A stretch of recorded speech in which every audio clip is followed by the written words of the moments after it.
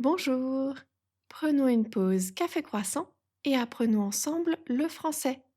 Aujourd'hui, on continue notre série sur les régions de France. Et on va parler d'une région située au centre du pays, le centre Val-de-Loire.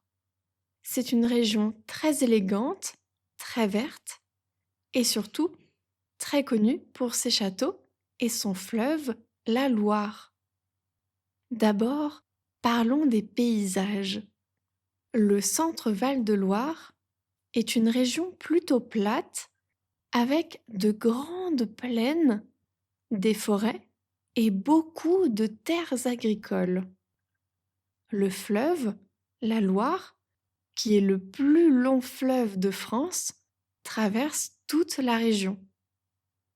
Ses bords sont parfaits pour faire du vélo, des balades à pied ou simplement profiter de la nature. La Loire est souvent décrite comme un fleuve sauvage parce qu'elle n'est pas complètement aménagée. Cette région est surtout célèbre pour les châteaux de la Loire. Il y en a des dizaines et ils sont tous très impressionnants. Parmi les plus connus, il y a le château de Chambord avec son architecture spectaculaire et son immense parc. Il y a aussi le château de Chenonceau, construit au-dessus de la rivière du Cher, qui est très romantique. On peut aussi citer Amboise, Blois ou encore Cheverny, qui a inspiré le château de Moulinsart dans la BD Tintin. Côté ville, la plus grande ville de la région est Tours. Tours est une ville très agréable, dynamique, avec beaucoup d'étudiants. Le centre-ville historique, avec ses maisons à colombages, est très vivant, surtout le soir. Il y a aussi Orléans, le chef-lieu de la région. Orléans est une ville très liée à l'histoire de Jeanne d'Arc. Elle a joué un rôle très important dans cette ville pendant la guerre de Cent Ans. Aujourd'hui, Orléans est une ville moderne, mais avec un centre ancien très joli au bord de la Loire. Une autre ville que j'aime bien, c'est Blois, qui est plus petite mais pleine de charme.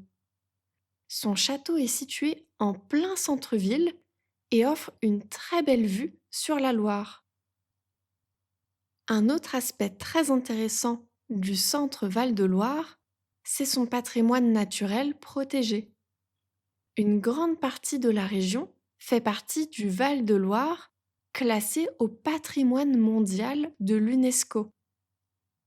Cela signifie que les paysages, les villages et l'environnement sont protégés. On trouve beaucoup d'îles naturelles sur la Loire, des oiseaux et une faune très riche. C'est un endroit parfait pour les amoureux de la nature et pour ceux qui aiment observer les animaux ou faire de la photographie. La région est aussi très agréable à découvrir à vélo. Il existe un itinéraire très connu qui s'appelle la Loire à vélo. C'est une piste cyclable qui suit le fleuve sur plusieurs centaines de kilomètres.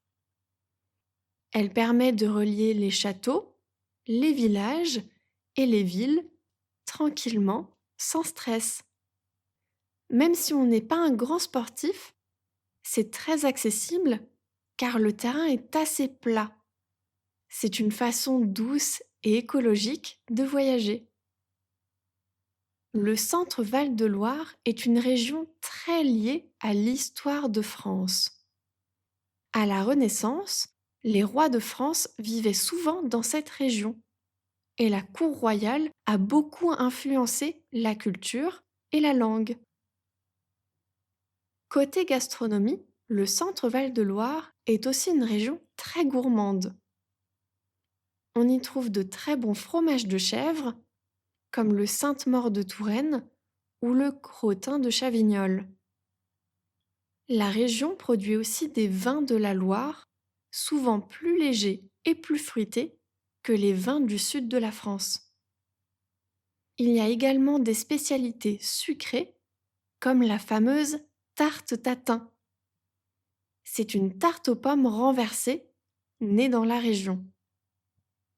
Et bien sûr, on y mange beaucoup de produits frais, locaux et de saison. C'est donc une région idéale pour les amoureux de l'histoire, de l'architecture et des paysages paisibles. Entre les châteaux, le fleuve, les villes à taille humaine et la gastronomie, le centre Val-de-Loire représente une France douce, élégante et très agréable à découvrir. Merci de m'avoir écouté. On continue bientôt avec une nouvelle région de France. N'hésite pas à t'abonner pour ne pas manquer les prochains épisodes et on se dit à demain dans la pause Café Croissant.